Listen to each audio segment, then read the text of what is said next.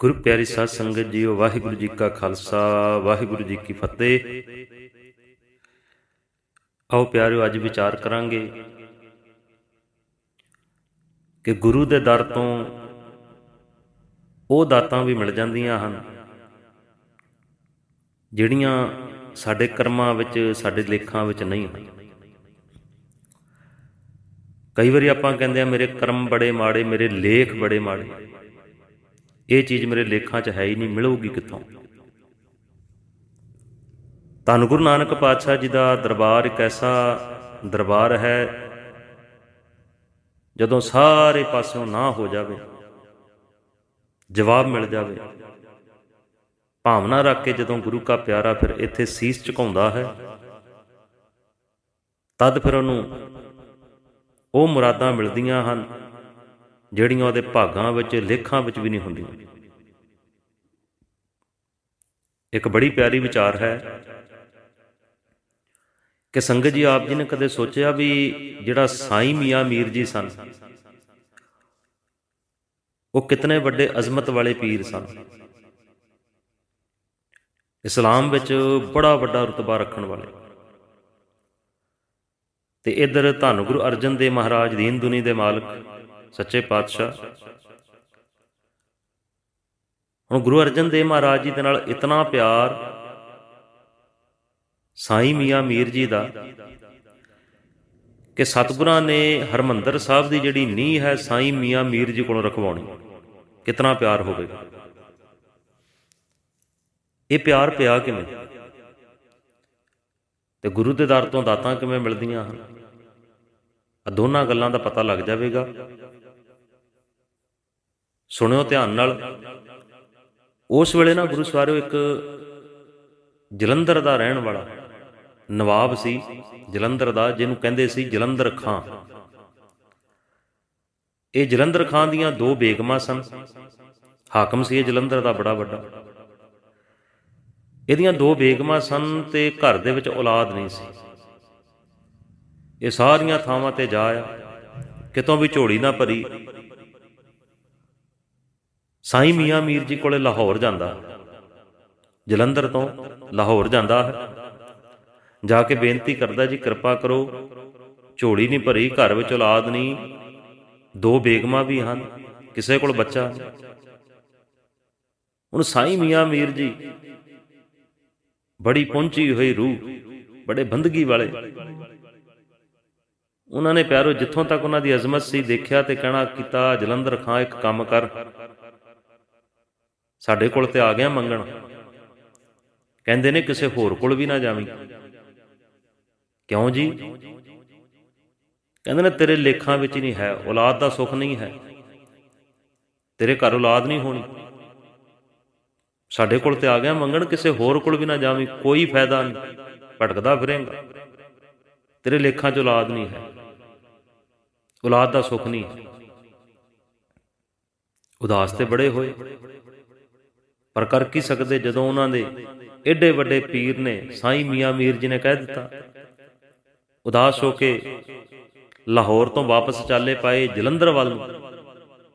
ਤੇ ਜਦੋਂ ਆਪਾਂ ਲਾਹੌਰ ਤੋਂ ਜਲੰਧਰ ਨੂੰ ਆਈਏ, ਵਿੱਚ ਧੰਨ ਗੁਰੂ ਰਾਮਦਾਸ ਮਹਾਰਾਜ ਦਾ ਪਾਵਨ ਪਵਿੱਤਰ ਸਥਾਨ ਦਰਬਾਰ ਸਾਹਿਬ ਆਉਂਦਾ, ਹਰਿਮੰਦਰ ਸਾਹਿਬ। ਤੇ ਜਦੋਂ ਚਾਲੇ ਪਾਏ ਲਾਹੌਰ ਤੋਂ ਅੰਮ੍ਰਿਤਸਰ ਪਹੁੰਚਦੇ ਹਨ, ਛੋਟੀ ਬੇਗਮ ਕਹਿੰਦੀ ਹੈ, ਸਿਰ ਦੇ ਸਾਈਂ ਜੀ, ਸਾਰੀਆਂ ਜਗ੍ਹਾ ਭਟਕ ਲਿਆ, ਵੀ ਮੈਂ ਸੁਣਿਆ ਵੀ ਜਿਹਦੀ ਝੋਲੀ ਕਿਤੋਂ ਨਾ ਭਰੇ, ਉਹਦੀ ਝੋਲੀ ਧੰਨ ਗੁਰੂ ਨਾਨਕ ਪਾਤਸ਼ਾਹ ਜੀ ਦੇ ਦਰ ਤੋਂ ਭਰਦੀ ਹੈ। ਇਸ ਤਰ੍ਹਾਂ ਕਰੋ, ਆਪਾਂ ਜਾ ਤੇ ਰਹੀ ਹਾਂ, ਅੰਮ੍ਰਿਤਸਰ ਦੇ ਵਿੱਚ ਹਾਂ, ਉਹ ਸਾਹਮਣੇ ਦਰਬਾਰ ਲੱਗਾ ਹੈ ਸਤਿਗੁਰਾਂ ਦਾ, ਕਿਉਂ ਨਾ ਜਾ ਕੇ ਮੰਗ ਲਈ। ਇਸ ਤਰ੍ਹਾਂ ਹੀ ਹੋਇਆ ਜੀ।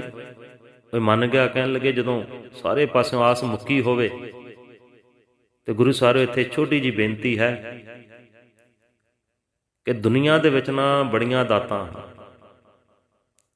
ਜਦੋਂ ਆਪਾਂ ਨੂੰ ਚੰਗਾ ਘਰ ਮਿਲੇ, ਆਪਾਂ ਕਹਿੰਦੇ ਵਾਹਿਗੁਰੂ ਦੀ ਦਾਤ ਹੈ। ਘਰ ਦੇ ਮੂਹਰੇ ਵੀ, ਅੱਗੇ ਵੀ, ਸਾਹਮਣੇ ਲਿਖਾਉਂਦੇ ਨਾ, ਇਹ ਭੇ ਦਾਤ ਤੇਰੀ ਦਾਤਾ। ਗੱਡੀ ਮਿਲੇ, ਫਿਰ ਵੀ ਕਹਿੰਦੇ ਆ ਇਹ ਵਾਹਿਗੁਰੂ ਦੀ ਦਾਤ ਹੈ। ਜ਼ਮੀਨ ਜਾਇਦਾਦ ਮਿਲ ਜਾਵੇ, ਕਹਿੰਦਾ ਇਹ ਵਾਹਿਗੁਰੂ ਦੀ ਦਾਤ ਹੈ। ਚੰਗਾ ਸਾਨੂੰ ਰਿਸ਼ਤਾ ਲੱਭ ਜਾਵੇ, ਧੀ ਲਈ, ਪੁੱਤਰ ਲਈ, ਆਪਾਂ ਕਹਿੰਦਾ ਇਹ ਪਰਮਾਤਮਾ ਦੀ ਦਾਤ ਹੈ। ਬੜੀਆਂ ਦਾਤਾਂ ਹਨ ਇਹ ਪਿਆਰਿਓ। ਕੁਝ ਦੁਨੀਆ ਦੀਆਂ ਦਾਤਾਂ ਹਨ ਜਿਹੜੀਆਂ ਦੁਨੀਆ ਵਿੱਚ ਮਿਲਦੀਆਂ ਹਨ। ਇਹ ਆਪਾਂ ਨੂੰ ਧਨ ਦੌਲਤ ਪੈਸੇ ਨਾਲ ਮਿਲ ਸਕਦੀਆਂ। ਕਿਵੇਂ? ਘਰ ਧਨ ਦੌਲਤ ਹੈ, ਚੰਗਾ ਘਰ ਬਣਾ ਸਕਦੇ ਹਾਂ। ਮਾਇਆ ਹੈ, ਸਭ ਕੁਝ ਖਰੀਦ ਸਕਦੇ ਹਾਂ। ਧਨ ਦੌਲਤ ਹੈ ਚੰਗੀ ਤੇ ਰਿਸ਼ਤਾ ਵੀ ਚੰਗਾ ਮਿਲ ਜਾਂਦਾ ਹੈ ਧੀ ਪੁੱਤਰ ਲਈ। ਇਹ ਹਨ ਦੁਨਿਆਵੀ ਦਾਤਾਂ। ਤੇ ਇੱਕ ਹੁੰਦੀਆਂ ਦਰਗਾਹੀ ਦਾਤਾਂ, ਜਿਨ੍ਹਾਂ ਦੇ ਵਿੱਚ ਚੰਗਾ ਸੁਭਾਅ ਹੋਣਾ। ਪਹਿਲੀ ਗੱਲ ਮਨੁੱਖ ਦਾ ਚੰਗਾ ਸੁਭਾਅ ਹੋਣਾ, ਇਹ ਦਰਗਾਹੀ ਦਾਤ ਹੈ। ਧੀ ਪੁੱਤਰ ਮਿਲ ਜਾਣਾ, ਇਹ ਦਰਗਾਹੀ ਦਾਤ ਹੈ। ਧੀ ਪੁੱਤਰ ਮਿਲਣ ਤੋਂ ਬਾਅਦ ਧੀ ਪੁੱਤਰ ਦਾ ਚੰਗਾ ਨਿਕਲਣਾ, ਇਹ ਵੀ ਦਰਗਾਹੀ ਦਾਤ ਹੈ। ਇਸ ਤਰ੍ਹਾਂ ਨਹੀਂ ਮਿਲਦੀ। ਖੈਰ ਹੋਰ ਬੇਅੰਤ ਹਨ, ਪਰ ਆਪਾਂ ਵਿਚਾਰ ਕਰ ਰਹੇ ਹਾਂ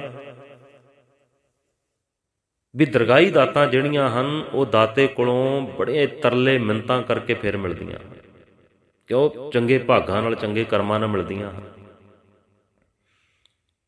ਸੋ ਇਸ ਕਰਕੇ ਕਈ ਵਾਰੀ ਇਹ ਦਰਗਾਹੀ ਦਾਤਾਂ ਲੈਣ ਲਈ, ਦੁਨਿਆਵੀ ਦਾਤਾਂ ਲੈਣ ਲਈ ਸਾਨੂੰ ਥੋੜ੍ਹੀ ਬਹੁਤੀ ਸਰੀਰਕ ਕਰਕੇ ਮਿਹਨਤ ਕਰਨੀ ਪੈਂਦੀ ਹੈ। ਪਰ ਜਦੋਂ ਪਿਆਰੋ ਦਰਗਾਹੀ ਦਾਤਾਂ ਲੈਣੀਆਂ ਹੋਣ ਨਾ, ਮੰਨ ਲਓ ਕਿਸੇ ਦੇ ਘਰ ਪੁੱਤਰ ਨਹੀਂ, ਧੀ ਨਹੀਂ, ਔਲਾਦ ਨਹੀਂ, ਪਰ ਪਿਆਰੋ ਕਈ ਵਾਰੀ ਬੰਦਾ ਉਹਨਾਂ ਥਾਵਾਂ 'ਤੇ ਵੀ ਜਾਂਦਾ ਜਿਹੜੀਆਂ ਜਿੱਥੇ ਜਾਣ ਵਾਲਾ ਸਿਸਟਮ ਨਹੀਂ ਬਣਦਾ ਸਾਡਾ।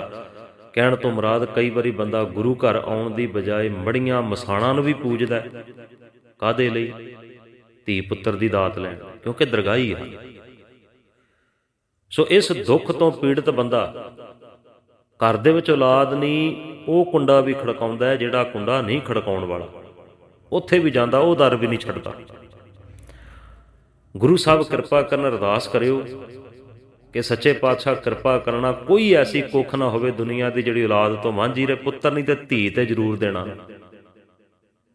ਸੋ ਸਾਰਿਆਂ ਨੂੰ ਇਹ ਦਾਤਾਂ ਮਿਲਣ, ਕਿਉਂਕਿ ਦਰਗਾਹੀ ਦਾਤਾਂ ਹਨ। ਸੋ ਆਓ ਇਹ ਦਰਗਾਹੀ ਦਾਤ ਲੈਣੀ।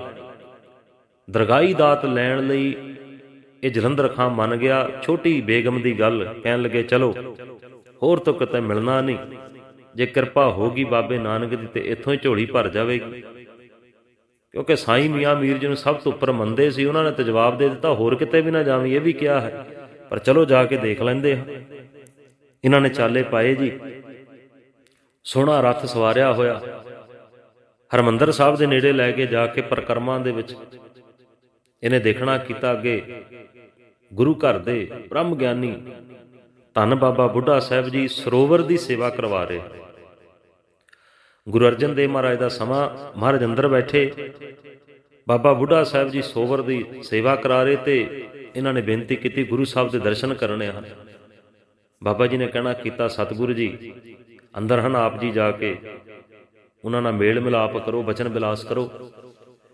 ਜਲੰਧਰ ਖਾਂ ਦੋਨੋਂ ਰਾਣੀਆਂ ਲੈ ਕੇ ਪਹੁੰਚ ਗਿਆ ਗੁਰੂ ਅਰਜਨ ਦੇਵ ਮਹਾਰਾਜ ਦੇ ਚਰਨਾਂ 'ਚ, ਨਮਸਕਾਰ ਕੀਤੀ, ਦੱਸਣਾ ਕੀਤਾ ਜੀ ਘਰ ਵਿੱਚ ਔਲਾਦ ਨਹੀਂ, ਸਾਰਾ ਕੁਝ ਦਿੱਤਾ ਹੈ ਅੱਲਾਹ ਖੁਦਾ ਦਾ, ਹੁਣ ਕਿਰਪਾ ਕਰ ਦਿਓ ਘਰ ਵਿੱਚ ਔਲਾਦ। ਤੇ ਸੱਚੇ ਪਾਤਸ਼ਾਹ ਨੇ ਵੇਖੋ, ਗੁਰੂ ਸਾਹਿਬ ਦੀ ਇਹ ਸਭ ਤੋਂ ਵੱਡੀ ਵਡਿਆਈ ਹੈ ਜੀ।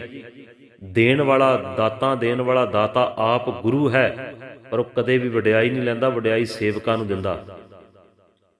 ਤੇ ਇੱਕ ਬੇਨਤੀ ਹੋਰ, ਜਿਹੜੇ ਕਹਿੰਦੇ ਹਨ ਨਾ ਧੰਨ ਬਾਬਾ ਬੁੱਢਾ ਸਾਹਿਬ ਜੀ, ਇਹ ਪੁੱਤਰਾਂ ਦੇ ਦਾਨੀ। ਬਾਬਾ ਬੁੱਢਾ ਸਾਹਿਬ ਜੀ ਪੁੱਤਰ ਹੀ ਦਿੰਦੇ ਸਨ, ਧੀਆਂ ਨਹੀਂ ਦਿੰਦੇ ਸਨ। ਕਿਉਂਕਿ ਕਈ ਤਰਕ ਕਰਦੇ ਹਨ ਬੁੱਢਾ ਸਾਹਿਬ ਜੀ ਕੇਵਲ ਪੁੱਤਰ ਹੀ ਦਿੰਦੇ ਹਨ, ਪੁੱਤਰਾਂ ਦੇ ਦਾਨੀ ਹਨ, ਧੀਆਂ ਦੇ ਦਾਨੀ ਨਹੀਂ ਹਨ। ਪਿਆਰੋ ਬਾਬਾ ਬੁੱਢਾ ਸਾਹਿਬ ਜੀ ਧੀਆਂ ਦੇ ਵੀ ਦਾਨੀ ਹਨ। ਅੱਜ ਦੀ ਵਿਚਾਰ 'ਚ ਸਰਵਣ ਕਰਿਓ। ਕਹਿਣ ਲੱਗੇ, ਉਹਨਾਂ ਨੇ ਬੇਨਤੀ ਕੀਤੀ ਤੇ ਸੱਚੇ ਪਾਤਸ਼ਾਹ ਕਹਿਣ ਲੱਗੇ ਵੀ ਪੁੱਤਰਾਂ ਦੇ ਦਾਨੀ, ਔਲਾਦ ਦੇ ਦਾਨੀ, ਧੀਆਂ ਪੁੱਤਰਾਂ ਦੇ ਦਾਨੀ ਬਾਬਾ ਬੁੱਢਾ ਸਾਹਿਬ ਜੀ ਨੂੰ ਮਿਲੋ, ਤੁਹਾਡੀ ਇਸ ਦਿੱਕਤ ਦਾ ਹੱਲ ਕਰਨਗੇ। ਗਏ ਜੀ, ਜਾ ਕੇ ਬੇਨਤੀ ਕੀਤੀ।